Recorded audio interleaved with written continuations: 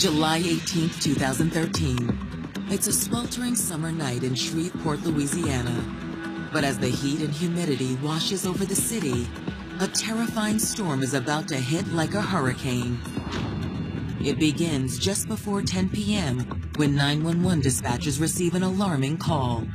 911, what's your emergency? Man, my mama said just got home from work. I'm not getting a heartbeat. Oh, my Lord. Mama! The caller identifies himself as 54-year-old Kelvin Ellison, and the victim, his mother, 78-year-old Irene Ellison. You can hear him wailing on the recording, like crying and wailing as he tells the 911 operator what he sees. Is she bleeding? Yes, ma'am. She's bleeding from her chest, and I see a hole in her chest. Recognizing the gravity of the situation, dispatchers transfer Kelvin's call to the Shreveport Police Department. What, please? My mother looked like she's been shot. My sister's supposed to be here home sitting with her, and I don't know where the hell she's at. He's screaming, and he gets angry because his sister, Carissa Ellison, was the person that was supposed to be home watching his mother. As first responders race to the scene, Kelvin continues his unsettling phone call with police. Let me press my foot right on where y'all see my address. Hey, oh! Okay, sir, who's there with you? There's somebody else up in my mama's house. The 911 respondent did not know what was going on, and they kept asking, and he couldn't even talk. Oh, man! God, have mercy! This crazy man! God, have mercy! But what other evil discovery lurked inside the threshold of that home? And where was Irene's daughter, Carissa? It's just the first of many questions that will hold this city in its grasp. For when love turns to jealousy, the repercussions can be explosive. Nobody was prepared for that story. Like, nobody was expecting anything like that.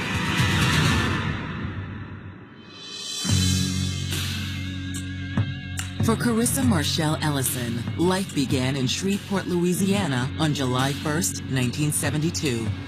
Carissa lived in Moortown, which is primarily an African-American community. I watched Carissa grow from a little girl on up till adulthood. Carissa's hopes and dreams were to have a family and have a quiet life. That dream seemed to take hold for Carissa when she met the love of her life, Samuel Green. Carissa and Samuel fell in love and eventually had 2 beautiful children together. But after several years together, life's hardships drove a wedge in Carissa and Samuel's relationship. Despite still loving each other, Carissa and Samuel felt it best to go their separate ways. Carissa communicated to everyone the feelings that she had for the father of her children, and those remained even after years of not being together. She maintained a good relationship with her children's father, and they shared custody. Following her breakup with Samuel, Carissa and her 2 children spent most of their time with Carissa's mother, Irene, and her brother, Kelvin. For Carissa, the additional family time together proved to be the perfect antidote for mending a broken heart. Carissa was a homebody. She didn't really do too much. She was very family-centered, really loved her mom and her kids. Carissa loved being a mom and always made sure her children had everything that they needed. Her kids went to live with the father during the summertime, and during the school years, lived with Carissa. Carissa Ellison also worked at Walmart here in Shreveport. People liked Carissa. She was fun-loving. All right, well, let you go then. Okay, good to see you. Carissa, nice seeing you. Bye. Carissa was essentially a carbon copy of her mother, Irene. Irene was just a really sweet lady that would always be in her garden. Her and her daughter were really close. They were always around each other. What you need me to do over here? Get to work. All right, boss. Miss Irene is grandma to everybody, so it was not out of the norm for people to be at Miss Irene's home visiting her or Carissa. As for Carissa's personal life, the beautiful single mother attracted plenty of attention over the years. Still, it wasn't until one day in 2011 that 39-year-old Carissa truly met someone that captured her heart. Hi, I'm Brian. Hi. So you're Irene Ellison's daughter?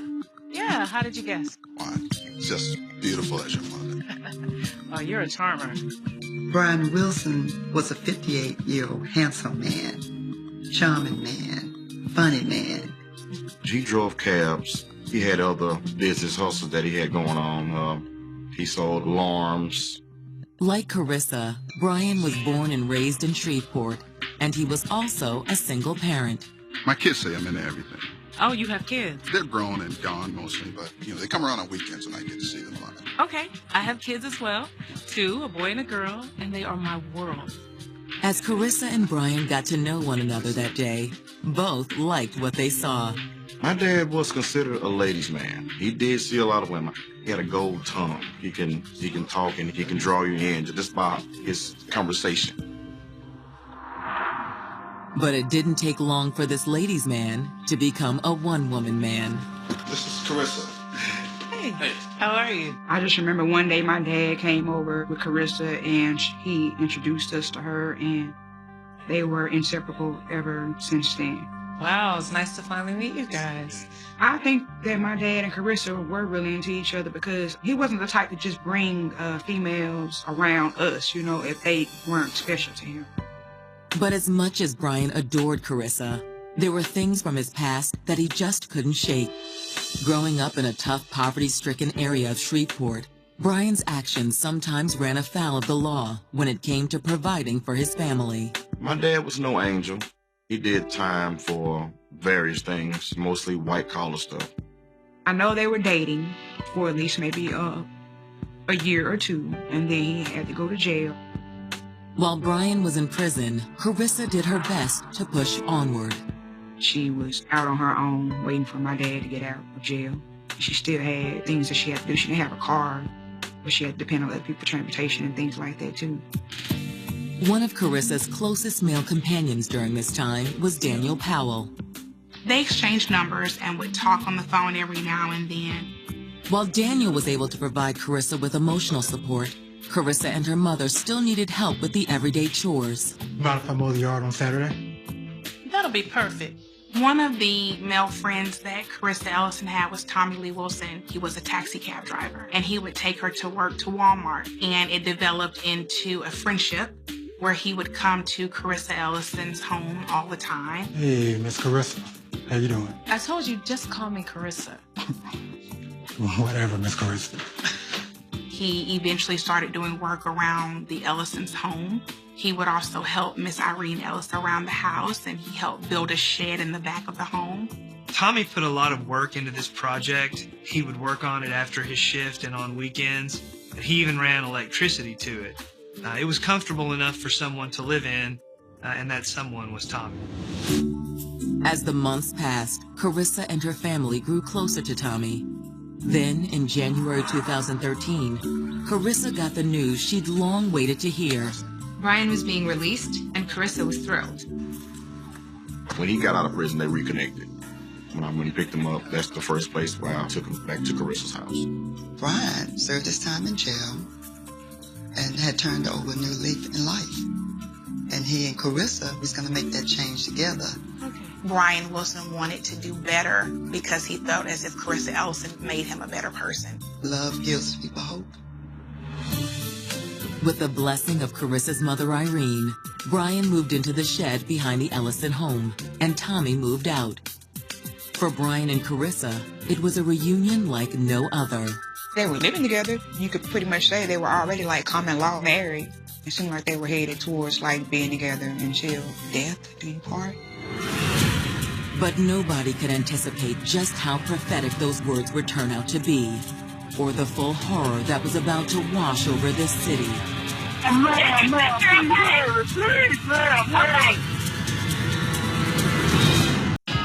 After being separated for nearly a year, Brian Wilson and Carissa Ellison were excited to put the past behind them and start a new chapter together. I think it's very powerful when you find somebody that's finally for you. But on July 18th, 2013, hope gave way to heartache in the form of a terrible discovery.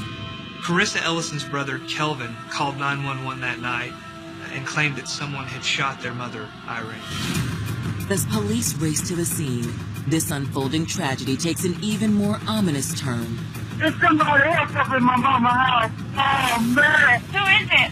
This guy my sister was dating. I told her I didn't want this nigga around my house. Let me see about my sister.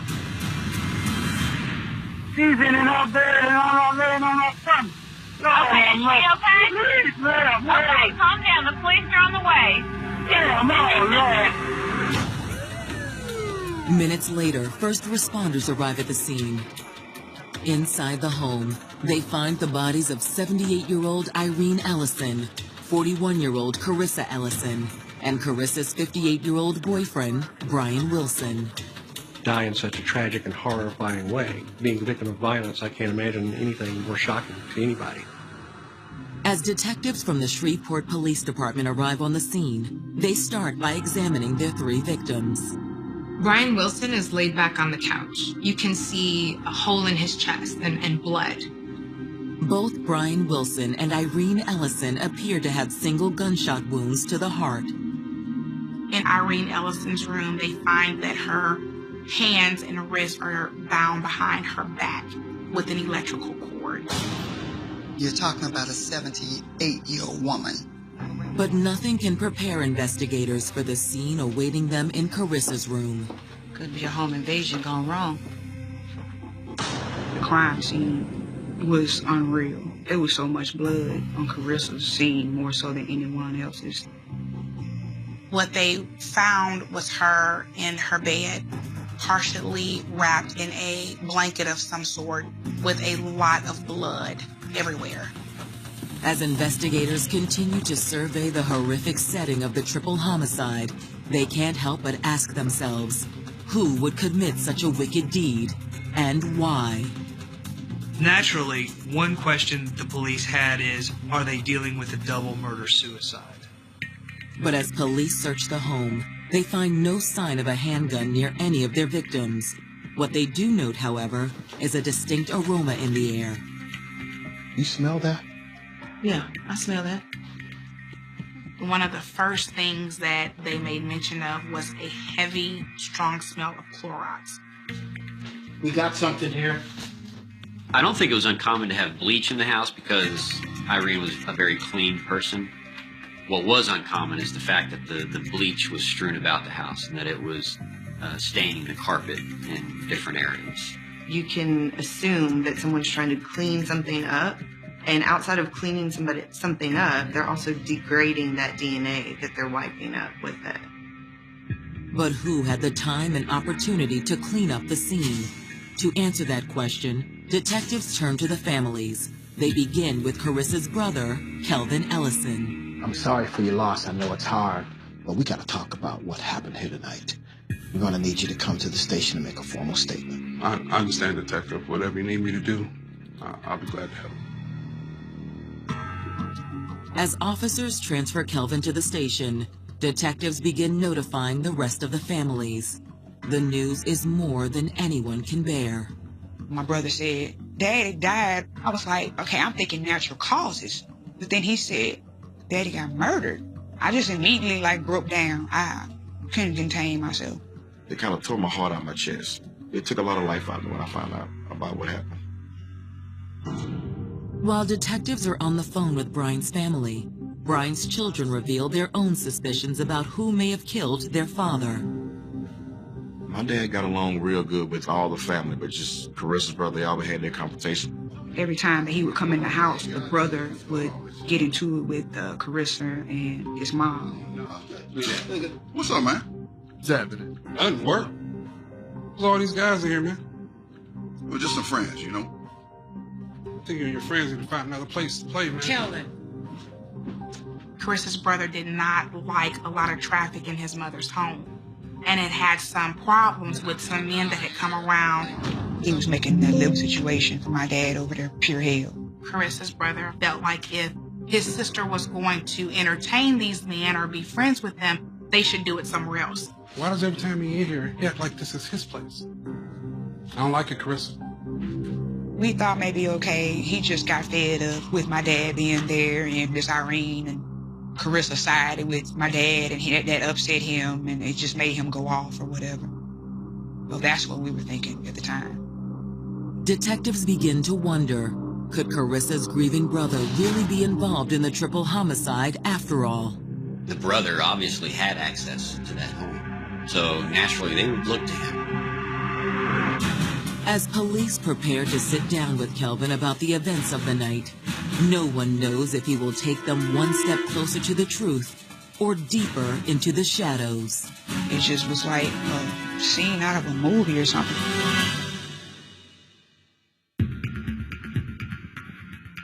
In the midnight hours of July 18, 2013, detectives in Shreveport, Louisiana are trying to piece together the events surrounding the tragic deaths of 78-year-old Irene Ellison, her daughter, 41-year-old Carissa Ellison, and Carissa's boyfriend, 58-year-old Brian Wilson.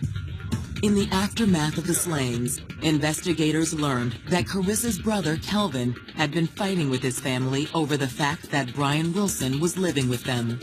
Carissa's brother was a possible suspect. Sometimes you have family members who can't get along. He was the one who placed the 911 call. So it was like they gave him time to commit the murder, come up with an alibi, you know, act like he was all worried and everything. While police continue scouring the crime scene, investigators sit down with Kelvin. Look, we need you to walk us through your day. Can you do that? Yeah, sure. Carissa's brother tells the detectives, I woke up and it's very normal for me to go to my first job, come home, check on mama, make sure everything's okay. Kelvin tells investigators that he left his mother's house around 6 p.m. to go to his second job. Afterwards, a coworker agreed to drive him home. He's catching a ride with one of his coworkers, and he purchases beer and cigarettes at a convenience store. When he returned home, he discovered that normally the mother would have the porch light on. But on this particular day, the porch light was off.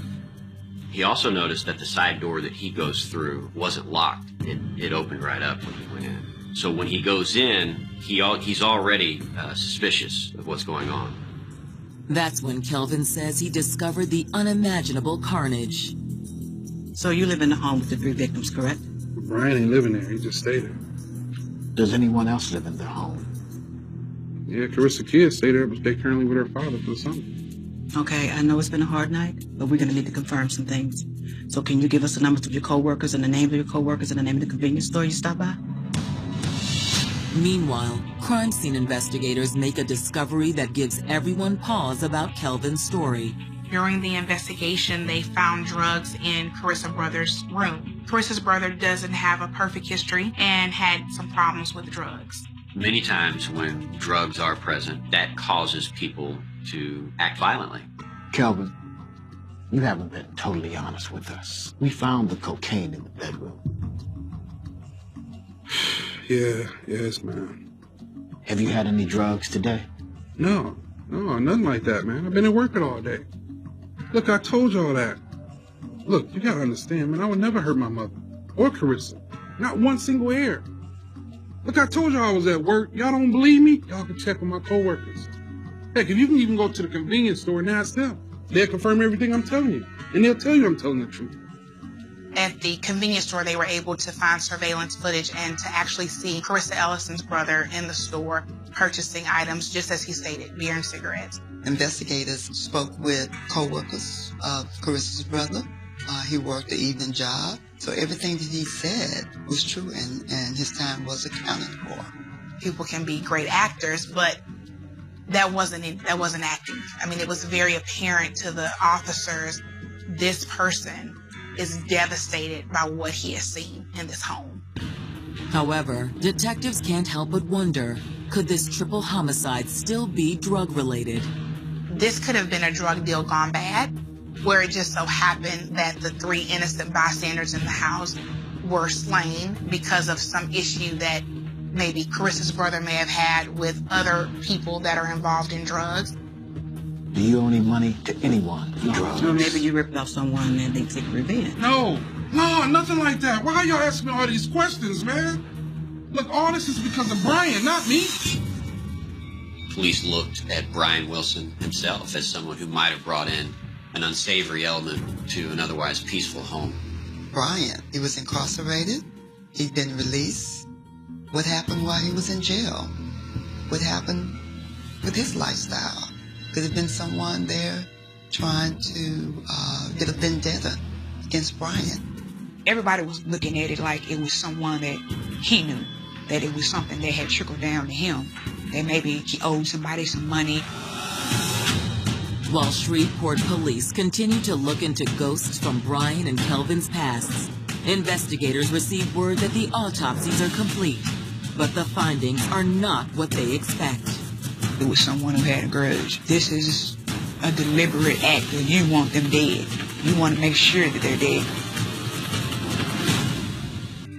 Less than 24 hours after the bodies of Carissa Ellison, Irene Ellison, and Brian Wilson were found inside their Shreveport, Louisiana home, detectives still suspect drugs may have played a role in their murders.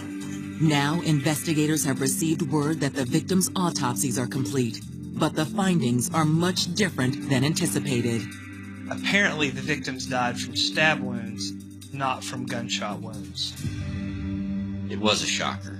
We had gone a good 12 to 14 hours thinking that it was gun violence.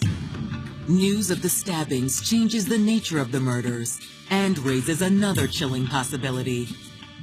Shootings, okay, yeah, that's kind of random, but when you take the time to stab people, that's personal. While 78-year-old Irene had not been able to put up a fight, defensive wounds found on Brian Wilson's hands and arms indicate that he had struggled against his assailant before succumbing to his injuries. He was fighting. He wanted to live. He really was trying to save Carissa and her mom. They noticed that he had something under his fingernails, and so they were able to scrape them to see if there was any sort of DNA evidence. While Irene and Brian each received a single stab wound to the heart, Carissa's injuries are even more grim.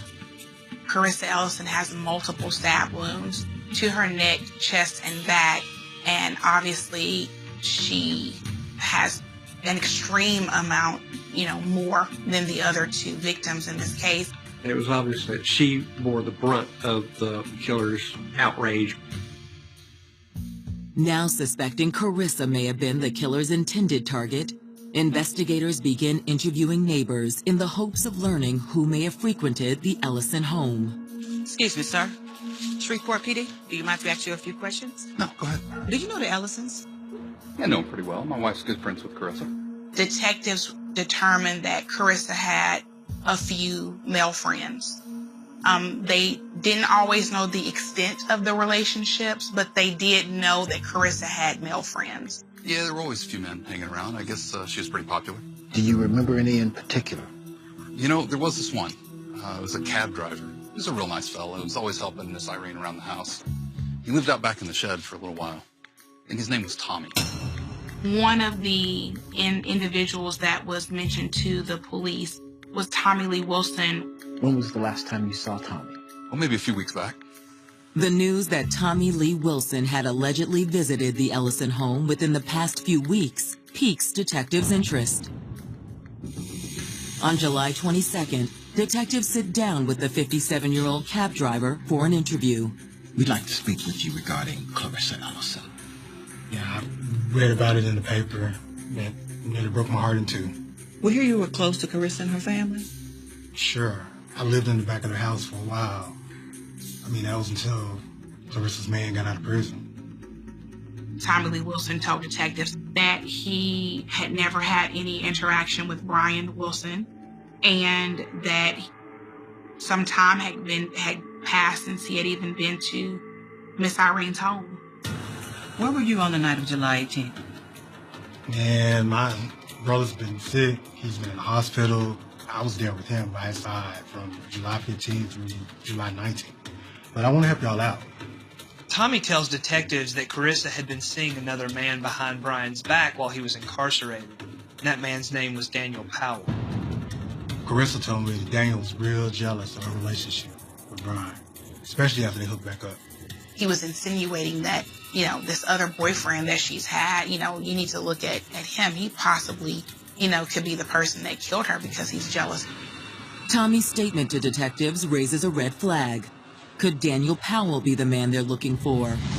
After collecting samples of Tommy's DNA, detectives track down Daniel and bring him in for an interview. We need to speak with you about your relationship with Carissa Ellison. We should talk on the phone every now and then, but, it's been a while since I've seen her. Where were you on the night of July 18th? I was at work. Daniel provides police with his co-workers' names and numbers. And like Tommy Lee Wilson, he also agrees to submit a DNA sample.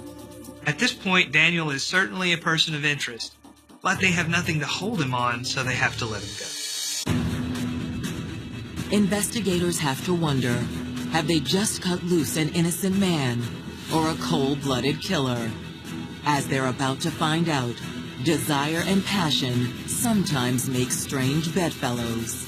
That was no ordinary shed. That was a place for intimate secrets. Detectives investigating the triple homicide of Carissa Ellison, Irene Ellison, and Brian Wilson in Shreveport, Louisiana, are only certain of one thing. 41-year-old Carissa Ellison was the killer's key target. The killer obviously had a particularly strong hatred toward Carissa.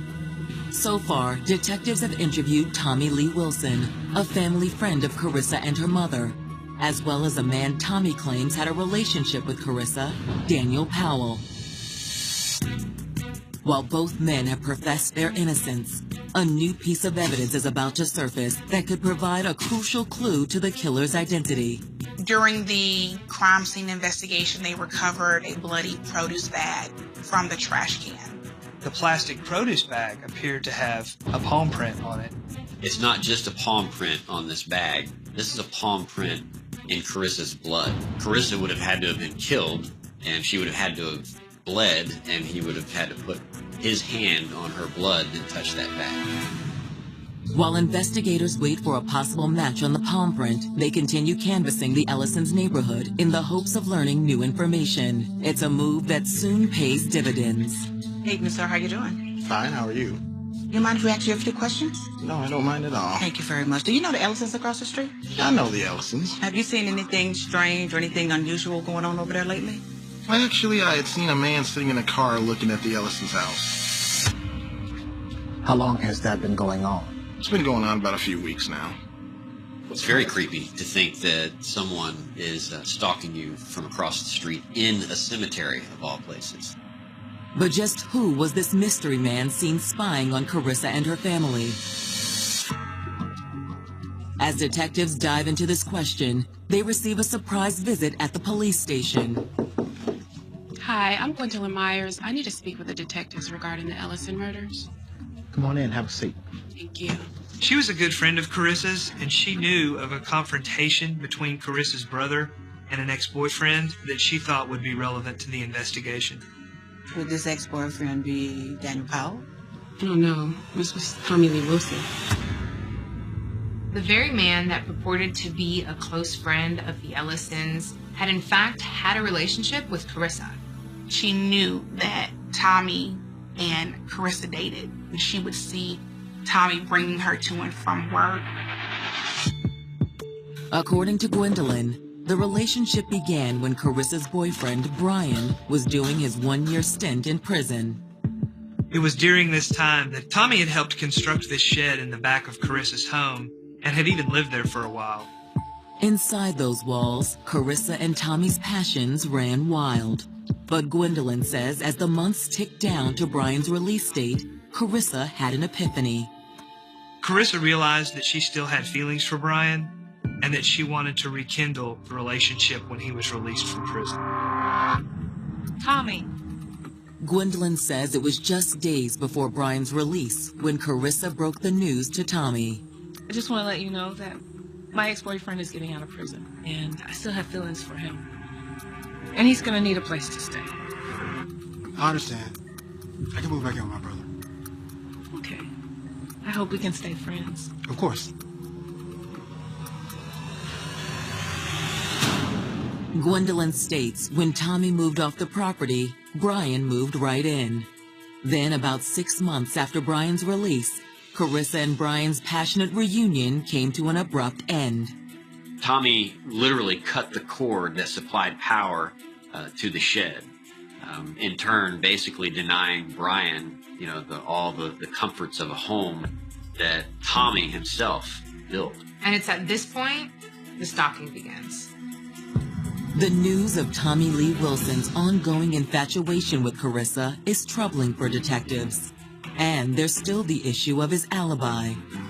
Police had questioned Tommy on his whereabouts. He claims that he was visiting his brother in the hospital. The detectives actually spoke with Tommy Lee Wilson's brother and asked him about the time frame that all of this took place, as well as Tommy Lee Wilson's whereabouts. Detectives determined that he was there, he left, and didn't return until after 9:30. That absolutely left him enough time to commit the crime. But it's what Gwendolyn says next that really grabs the detective's attention. Not too long after the murders, Gwendolyn ran into Tommy and talked to him about what happened. During this conversation with Tommy seems saddened as well. He seems affected by it, but he's also offering really intimate details about the bodies. This is information that was not leaked to the media. No one's ever heard of this. The fact that he was able to give intimate details to her caught her not only off guard, but scared her. And that's not the only part of Gwendolyn's conversation with Tommy that raises a red flag with police. When she referred to Brian Wilson as Carissa's boyfriend, Tommy Wilson became very, very upset. His demeanor completely changes in his attitude. And the way he reacted made her kind of, take a step back. Detectives are now all but convinced that Tommy Lee Wilson is their killer, especially when they receive word from Daniel Powell's co-workers. You had an alibi, and his alibi checked out. Daniel Powell wasn't near the home at the time of the murders. He was at work. He was completely ruled out. Investigators feel they're one step closer to unraveling this shocking case. But the next piece of evidence may be the most important of them all. I think he thought that he covered his tracks, but he didn't. Well, I could say to the families that's going through the same thing they were going through, that's dealing with a murder in the family, just trust in God, everything will be okay, and it'll be all right. A week after a triple homicide rocked the city of Shreveport, Louisiana, detectives have learned two tantalizing pieces of information about Carissa Ellison's former flame, Tommy Lee Wilson. First, there were allegations that Tommy had been stalking Carissa for weeks prior to the homicide. And second, Carissa's friend and co-worker, Gwendolyn, told detectives that Tommy had shared gory details of the crime with her, details that were never leaked to the media. Detectives are quickly able to realize that Tommy Lee Wilson's story is not adding up. But despite strong circumstantial evidence pointing to Tommy's involvement, investigators need another shoe to drop before they make an arrest. The DNA results could make or break this case. Michelle Verana with North Louisiana Criminalistics Laboratory is tasked with analyzing the evidence. There were substances recovered under Brian Wilson's fingernails that indicated that he had been involved in a struggle prior to his death. So the fingernail scrapings were consistent with being a mixture of two individuals.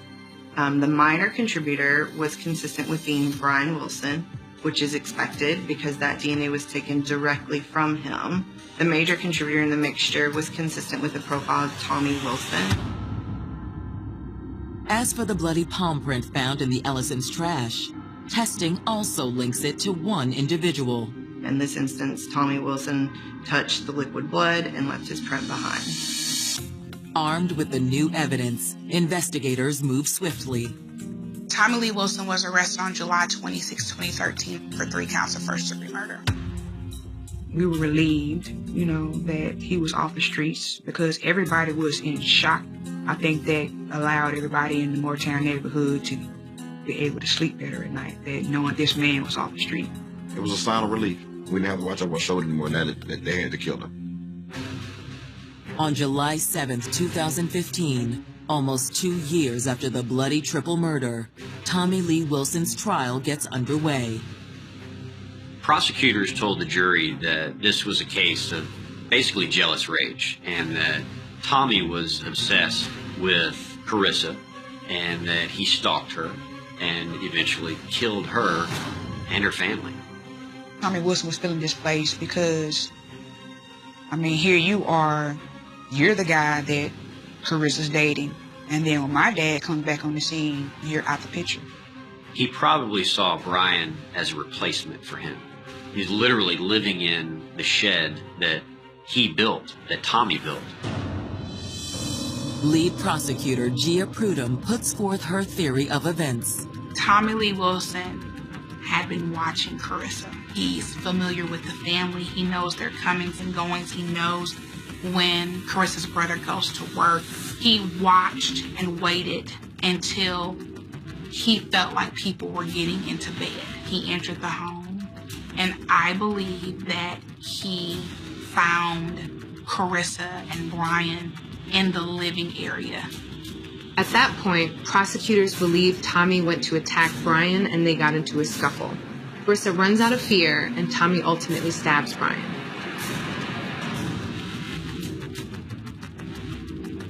He then goes after Carissa and attacks. He starts stabbing her, and by this time, Irene is alerted. She hears the noise, goes to check it out, and he forces her back into the bedroom. He hits her on her head.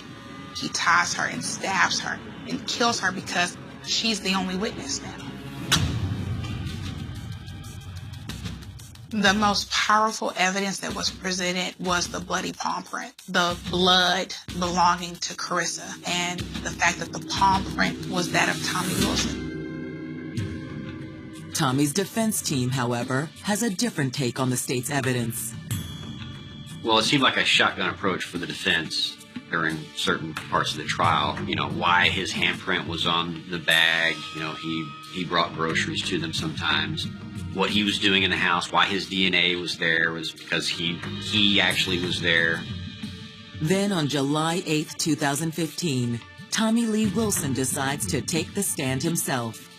Tommy Wilson's story was, I wasn't there, I had nothing to do with this. During the cross-examination of Tommy Lee Wilson, he confused himself and couldn't even keep up with the answers he had formally given. I think he thought that he was going to be able to finagle his way out of it.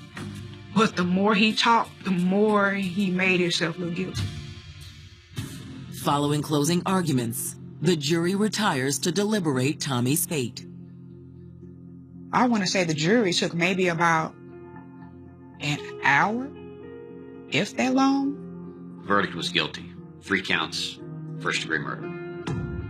He was given life in prison without the benefit of probation, parole, or suspension of sentence. As for the events that culminated in this tragedy, it serves as a bitter reminder how love can bring out the best and worst in all of us. It's a message to be given to any young woman that this too could happen to you if we are not careful. Some people move on and some people just can't let go. You know, in this case, Tommy Wilson couldn't let go. And it was like, if I can't have you, nobody can. And he made sure of that. There are so many people that were affected and remain affected by this senseless act. Brian's kids lost their father that day. Carissa's children lost their mother and their grandmother that day. November 22nd, 2010. On a chilly evening in Aurora, Colorado, restaurant GM Eva Valles is growing increasingly concerned. Terrence George, one of her most trusted employees, has not shown up for his evening shift. Hey, Terrence, it's me again. Haven't heard from you. Are you okay? I'm starting to get worried. He failed to come to work, which is incredibly unusual, especially for Terrence George. She's completely worried about Terrence, very much unlike, particularly an assistant manager there, to not show up, to not call.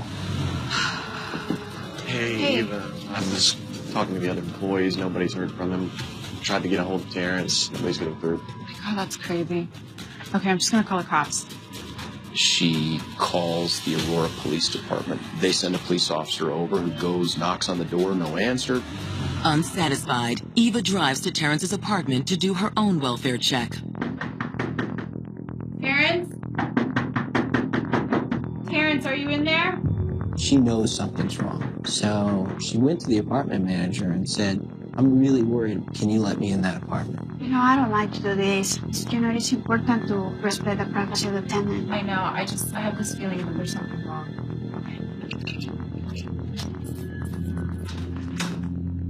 Terrence? Hello? Oh my God. Terrence? What? Don't put your hands. You need to call 911.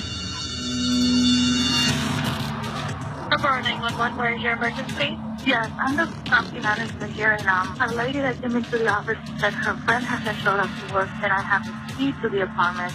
We're knocking and knocking, nobody's opening, and we're going to lay on the floor. All right, we have a call in. We're going to have paramedics and officers out there as soon as we can, okay?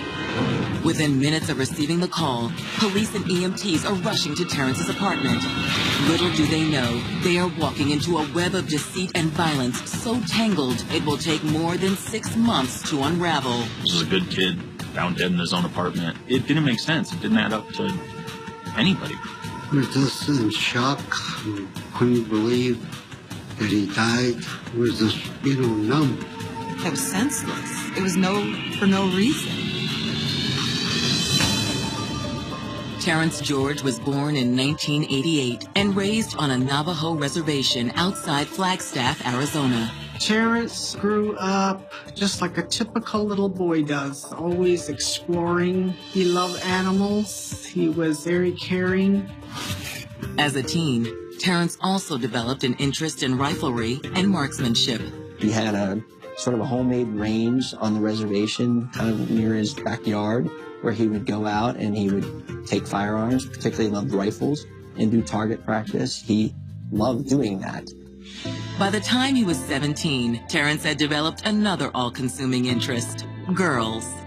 During his junior year of high school, he fell really hard for this one girl in particular. The first real serious dating that he had, he ended up having a child with the girl, so he really didn't have time to date anybody else. The cost of diapers and toys and clothes came up, and again I told him, you take that responsibility.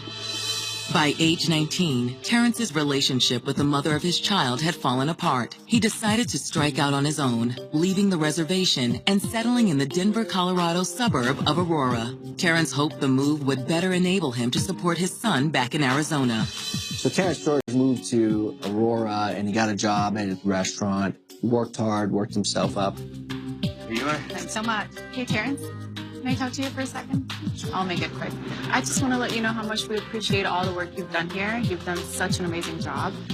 I actually want to promote you to assistant manager. Really? What do you think? Yes, Yeah, yes. there you go. Thank you so much. It's my pleasure. I really appreciate this. I won't let you down. Keep up the good work. With the promotion, Terrence's career was taking off.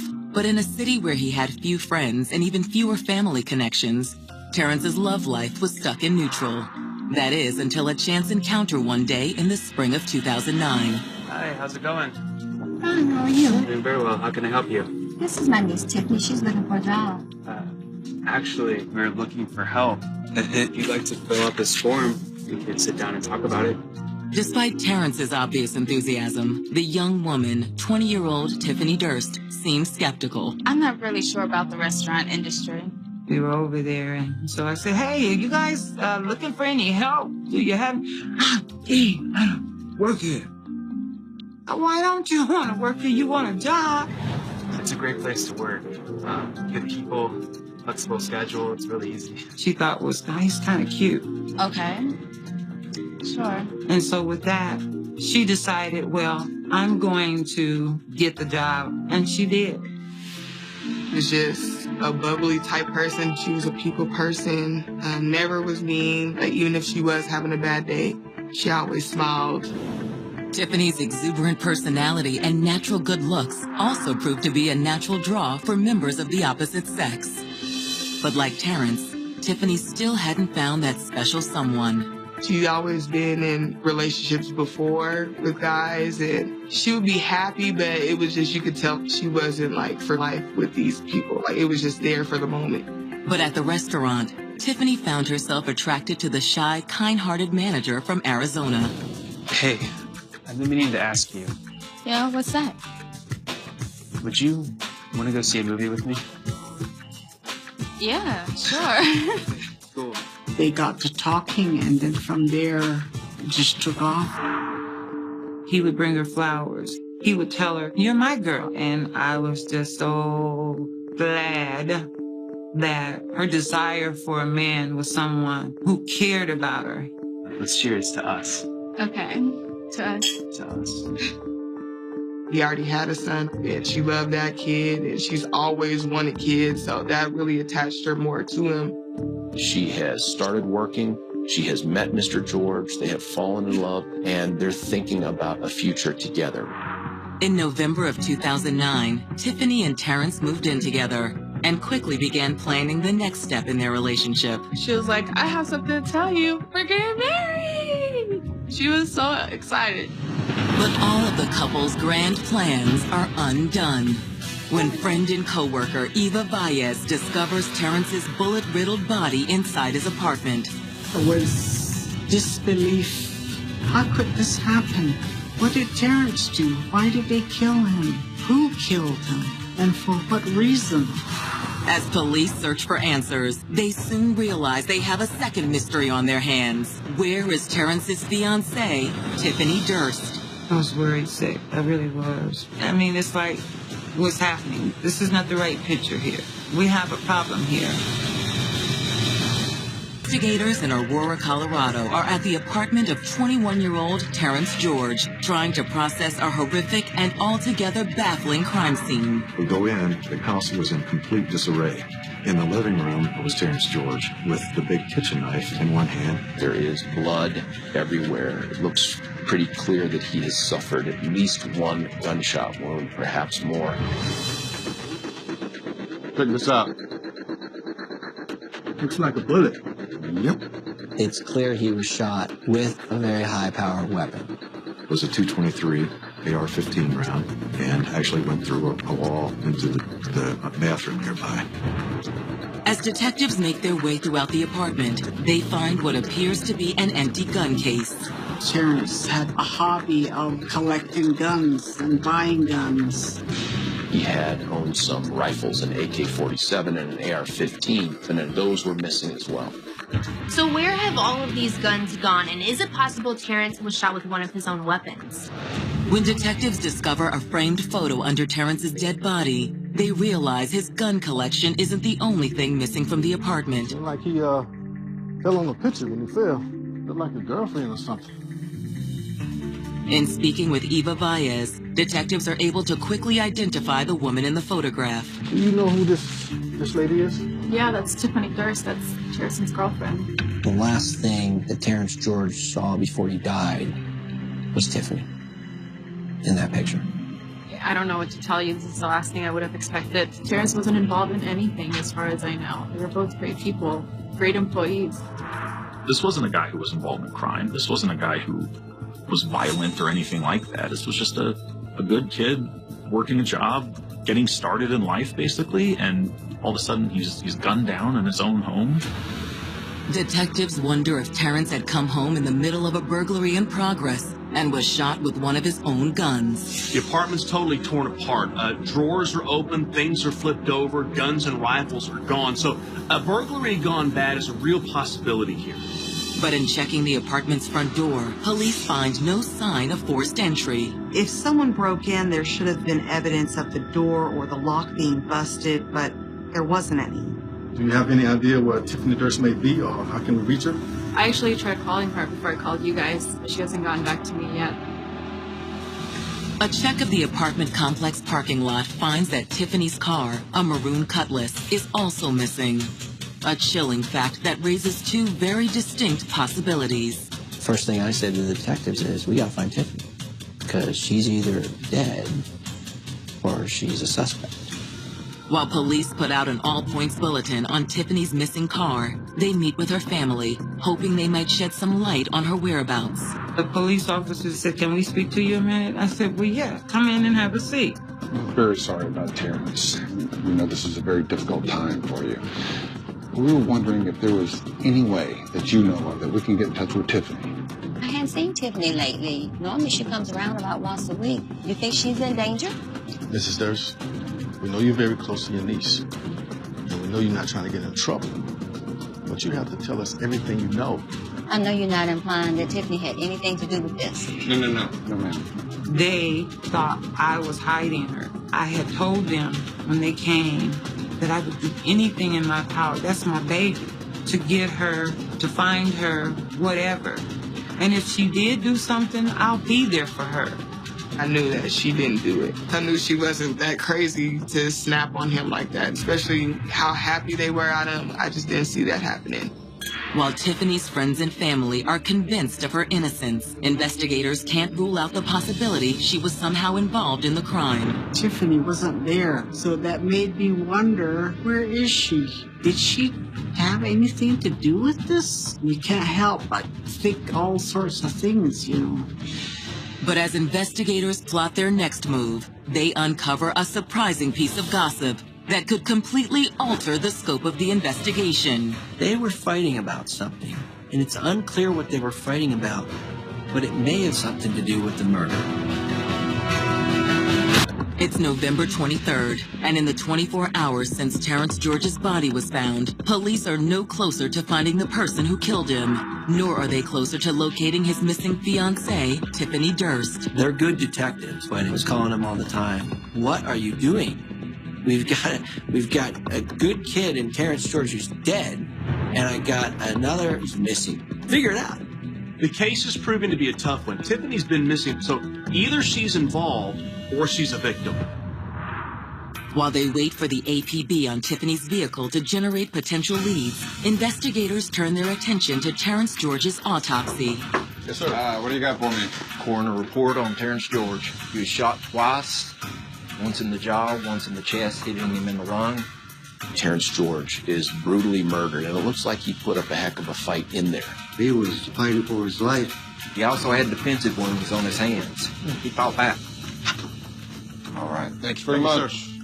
This revelation breathes new life into the theory that Terrence might have been the victim of a deadly robbery. Police had determined the apartment wasn't broken into, but it was still possible Terrence let someone he knew in and they took his guns. And if this were the case, the question becomes now, was Tiffany involved in the heinous crime or was she abducted? As detectives meet with Terrence and Tiffany's friends, it's clear that any involvement on the part of Tiffany wasn't that far-fetched. We're individuals first, so we're not going to always see things eye to eye. So this couple is no different from that. Tiffany Durst and Terrence George, they had those times when they had a disagreement. And when detectives meet with one of Tiffany's close friends, they learn the details surrounding one such occasion. What can you tell us about the relationship between Terrence and Tiffany? Well, it was getting pretty bad. Terrence thought Tiffany was cheating on him. Terrence George had some concerns of infidelity, in part because she's speaking to an ex-boyfriend. We don't know if there was ever infidelity there. I just know that Terrence George was accusing her of some of those things.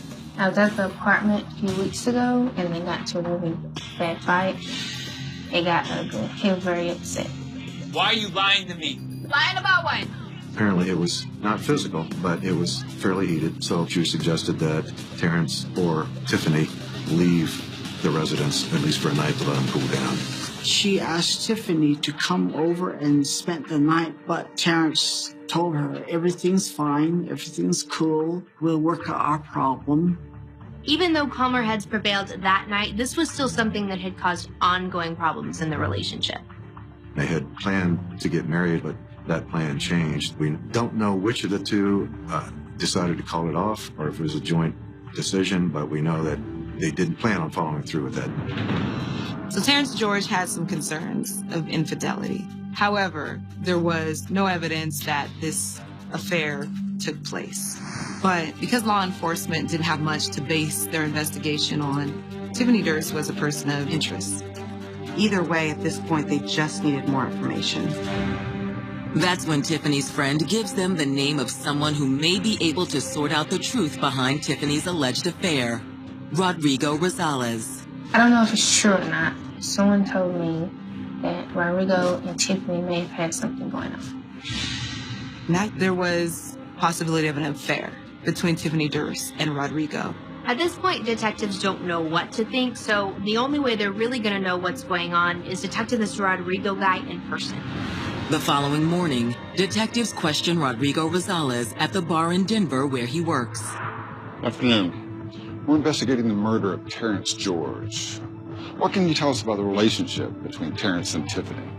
Well, what do you want to know? I'm friends with both of them. I heard you may have been having an affair with Tiffany. Wait, what? Who told you that? That's ridiculous.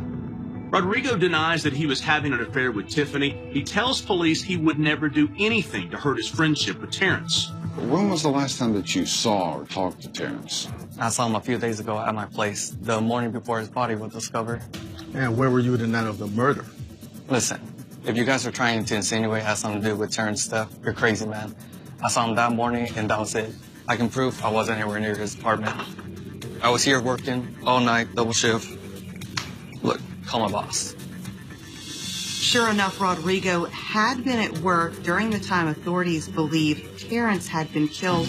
Rodrigo Rosales may be in the clear, but detectives can't say the same about Tiffany. The fact that her relationship with Terrence may not have been as rosy as it seemed keeps her at the top of the investigators' list. You definitely got the implication from the police. They thought that she might be a suspect. But again, they didn't know. They didn't know who was involved or to what extent they may have been involved. It just didn't seem like it fit Tiffany's MO. Tiffany wasn't a criminal. She had no criminal record. It just didn't fit. We knew we had to find her. She was the key to this case. As police continue to comb the area for clues as to Tiffany's whereabouts, they catch an unexpected break. They receive a report that someone might have spotted Tiffany Durst. That's when it's sort of changed. This is not a suspect on the run. This one was very different. It's been a week since Terrence George was found shot to death in his apartment in Aurora, Colorado. And police there are desperate to track down Terrence's missing girlfriend, Tiffany Durst. While reports of a troubled relationship certainly has made Tiffany a suspect, police aren't sure that Tiffany's not a victim herself. With few options, detectives return to the scene of the crime in hopes of finding anything they may have missed in their initial visit.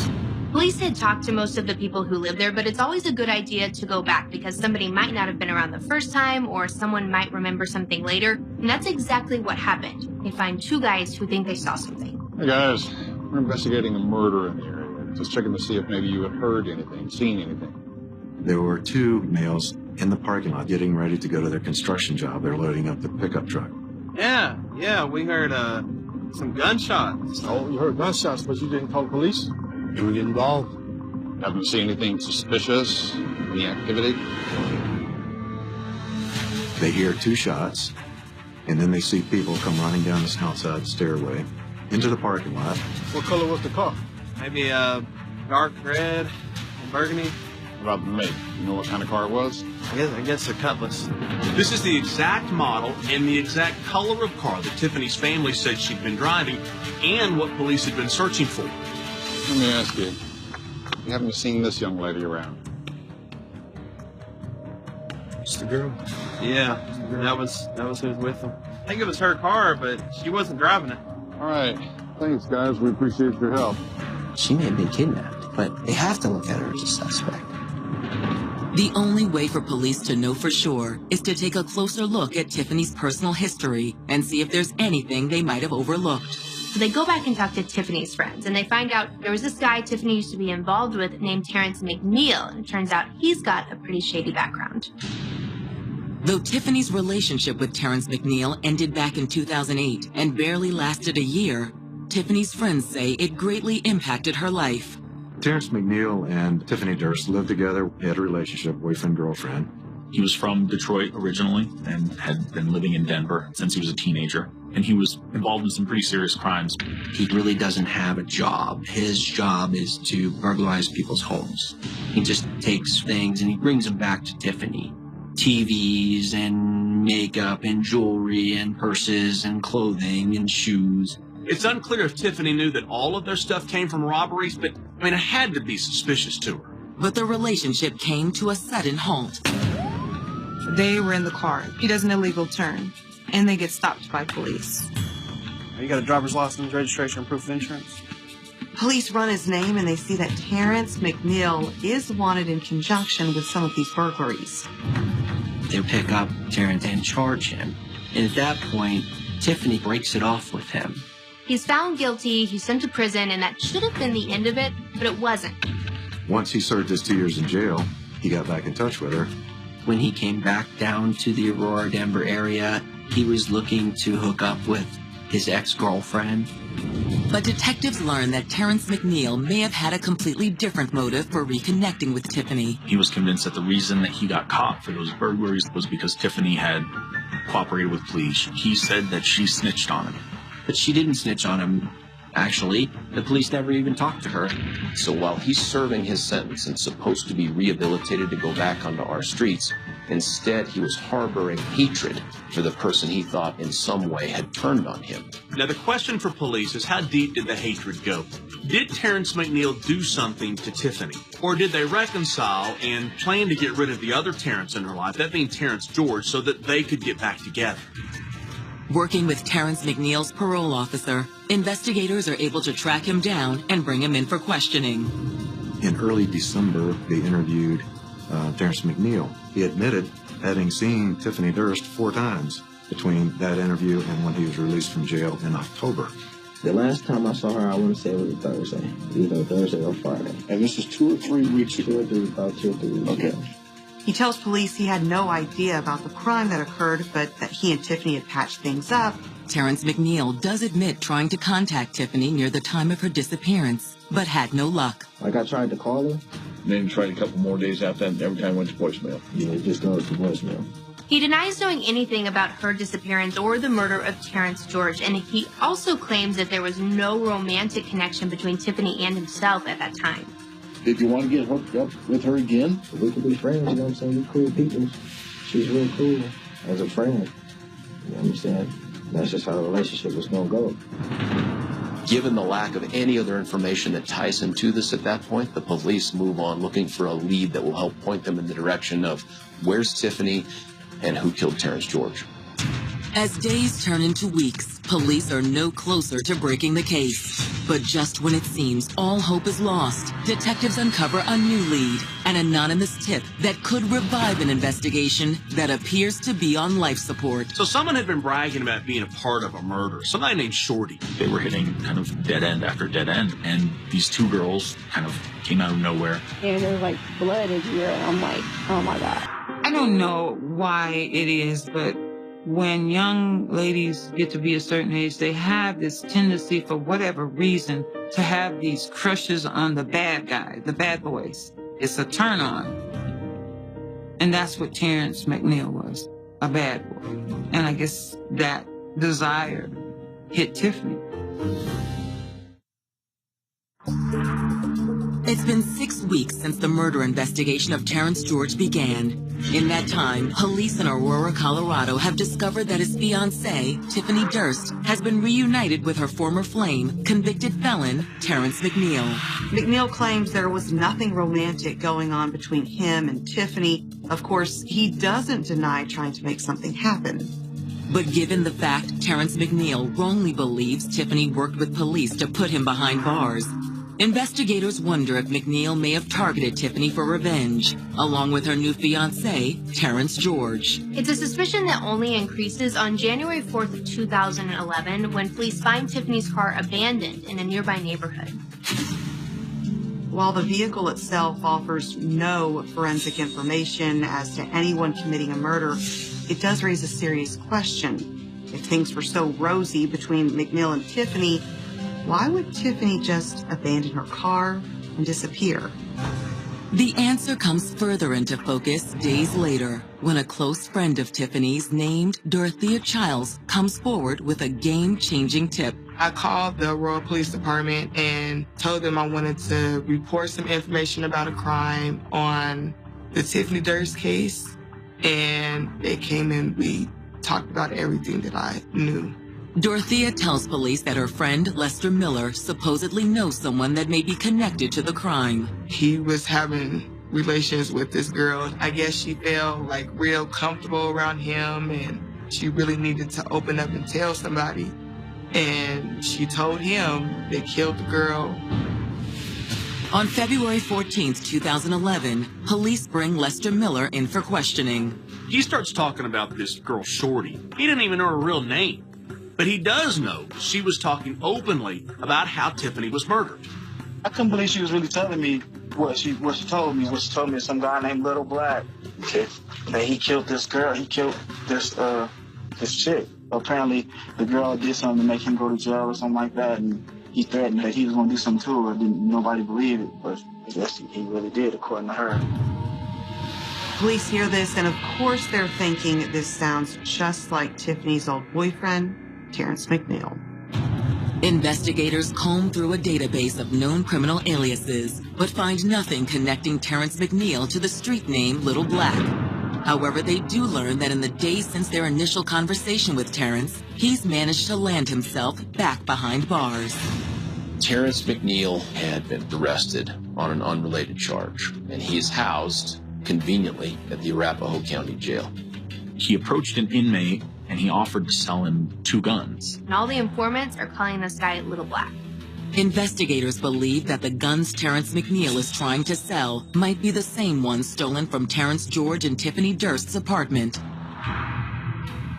To try and nail McNeil, police put a wire on an undercover cop and sent him into the jail to have him try and purchase a gun from McNeil. Are you McNeil?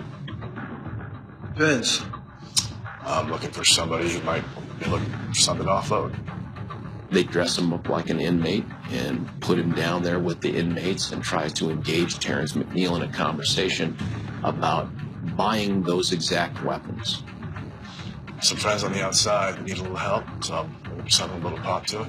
Got an AR-15 I'm trying to unload. We basically got Mr. McNeil to talk about, on that wire, some of the guns that he had and some of the evidence in this case. McNeil takes the bait, he agrees to sell the gun. Now all police have to do is make the transaction. But that transaction never takes place. Though they were unable to acquire the murder weapon, prosecutors still feel they have enough evidence to charge Terrence McNeil with the murder of Terrence George. We put 2 and 2 together, and we realized that McNeil, he had the weapons that were used in this case. He had the murder weapon. The only problem is that it doesn't mean he pulled the trigger, and it doesn't verify the story that Tiffany had been killed too. There's no body, so there's no evidence to disprove the theory that maybe she had just given McNeil the weapon before she ditched town. It's a mystery that lingers unsolved for 5 months until a grim discovery on April 7th, 2011 eliminates that possibility. About ready to head back? An off-duty police officer and his brother, they were just walking around to pick up shedded antlers. They came across what was kind of disturbing. Whoa, what is that? It just looked like clothing under a bush, and then they got a little closer. They realized it was a human being. Although the body is badly decomposed, the coroner is able to quickly ID the corpse. It's Tiffany Durst.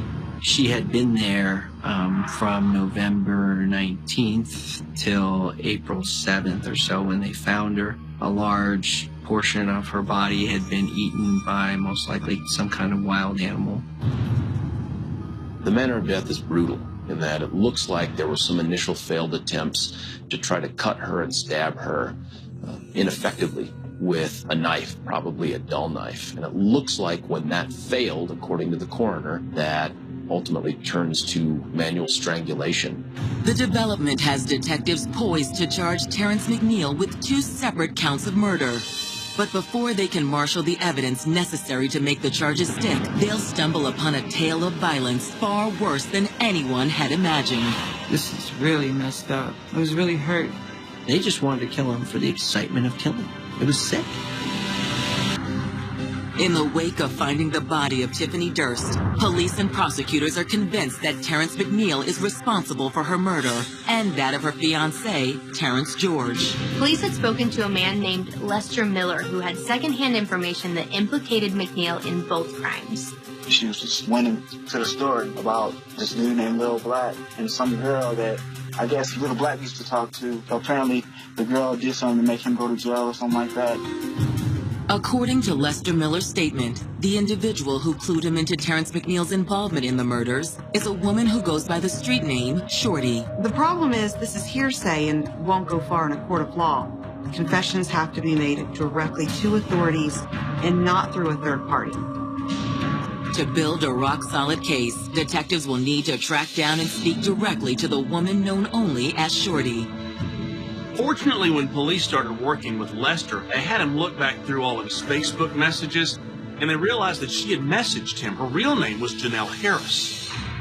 On April 9th, 2011, investigators bring Janelle Harris, a.k.a. Shorty, in for questioning. She denies any knowledge of the crime. Black, he mentioned it, like, he was like, did you hear about that story? Did you hear about Tiffany? And I'm like, yeah, it's on the news. And the detectives are like, yeah, but we didn't put this out on the news yet. So that was kind of a red flag. And then at that point, she kind of realized, okay, they've got me. It didn't take long for her to break down in tears and confess. She got caught up in a situation she was afraid she couldn't get out of. Janelle describes for police how on the night of November 19th, 2010, she and a friend, Tiara Holmes, became involved in a robbery orchestrated by Terrence McNeil. She said they had just met Terrence McNeil just hours before, and they talked to them about doing a robbery. He was like, I know she got like 50 G's from this lick that she hit, which I guess, lick is like burglarized. Burglary or whatever. So I'm about to set something up real quick. I'm about to get her. McNeil offers them a split of the cash if they help ambush the man's girlfriend outside of the apartment that the couple shared.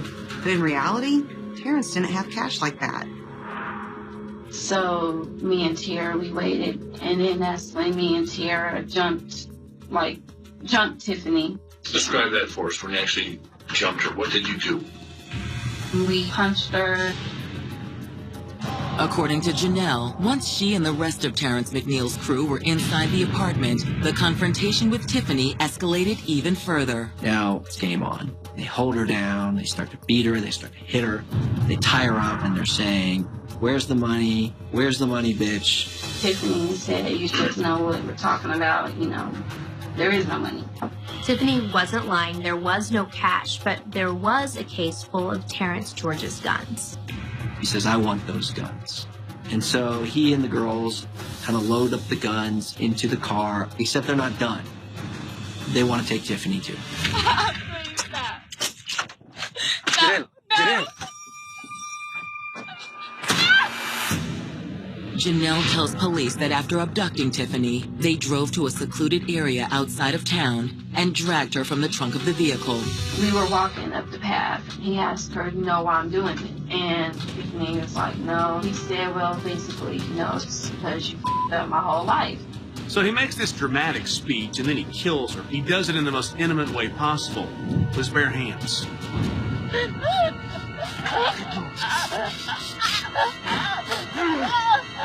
After a while, she stops breathing, I guess. He's like, well, help me drag her over there. I'm like, I'm not touching her. And he pulls out his knife, and yes, he was like, well, either you're going to help her, you can join her. Fearful for her own life, Janelle helped hide Tiffany's body. At this point, she hoped Terrence's crime spree was over, but apparently Tiffany's murder was just a warm-up act. So what do we do now? Let's go back to the apartment with the guns. Let's wait for Terrence George to come home, and let's kill him. At approximately 5:30 a.m., Terrence George returned home, unaware of the evil waiting for him inside. He came in, and I just shut the door behind him, and then that's when he sees Black over here. The police told me that while that guy was holding the gun pointed at him, my son went like this to move that gun out of his face. And as he reached out like that, that's when that guy pulled the trigger and it hit him in here. And it came out from his neck. According to Janelle, Terrence George then fell to the ground, but he didn't die right away. Terrence George gets up. Although he's been shot, he some kind of way manages, with blood and everything spewing out of his neck, he manages to get up and try to fight for his life. All of a sudden, he has Tiara, holding her, from the back. Janelle claims at that point, Terrence George tried to flee the scene by using Tiara as a human shield. But Terrence McNeil had no plans to let his next victim leave the apartment alive. Black shoots him again. After he shot him the second time, then that's when we left. It's a shocking account of unspeakable violence. But is it the truth? The following morning, police track down the crime's third participant, 𝐅𝐔𝐋𝐋 Holmes, and bring her into custody. It didn't take long for her to break down and confess and show remorse. But once we got the confessions from Janelle Harris and 𝐅𝐔𝐋 Holmes, we then filed charges. McNeil's still in jail on the unrelated burglary, so he never was released at all. In an effort to boost their case against Terrence McNeil, prosecutors offered Janelle and 𝐅𝐔𝐋 lighter sentences in exchange for their cooperation. 𝐅𝐔𝐋 is offered a deal. She takes it for 35 years. Janelle is offered a deal for 50 years. She scoffs at it. She decides she's going to go to trial. She took her chances and she went to trial. And she ended up with 2 life sentences. There will be no plea deal offered to Terrence McNeil. Instead, in August of 2012, the case heads to trial. Our theory was that he planned from the beginning to kill her. He felt like she was the one who caused him to be in jail. He concluded that she was a snitch and he was going to get revenge. As for Terrence George, the state argues this kind-hearted young man was little more than collateral damage. If Terrence George isn't engaged to Tiffany Durst, there's no reason to suggest that he would have met with any ill will by Terrence McNeil at all. When it's time for McNeil's attorney to present their case, they attempt to pin the crime solely on female co-conspirators Janelle Harris and 𝐅𝐔𝐋 Holmes. Not a very strong defense, but that's what they try to claim. His defense probably knew going into it that they had a tough hill to climb here. I don't think the jury deliberated long at all before they handed down their verdict. You got 2 consecutive life without parole sentences, 1 for each victim. For the family and friends of both Tiffany Durst and Terrence George, the verdict is a small but ultimately satisfying victory. They're there for life, not to ever come out again. I believe everybody got treated fairly. I say he got 2 life sentences. He's never going to get out and enjoy life again. But that does little to ease the loss of 2 young lives.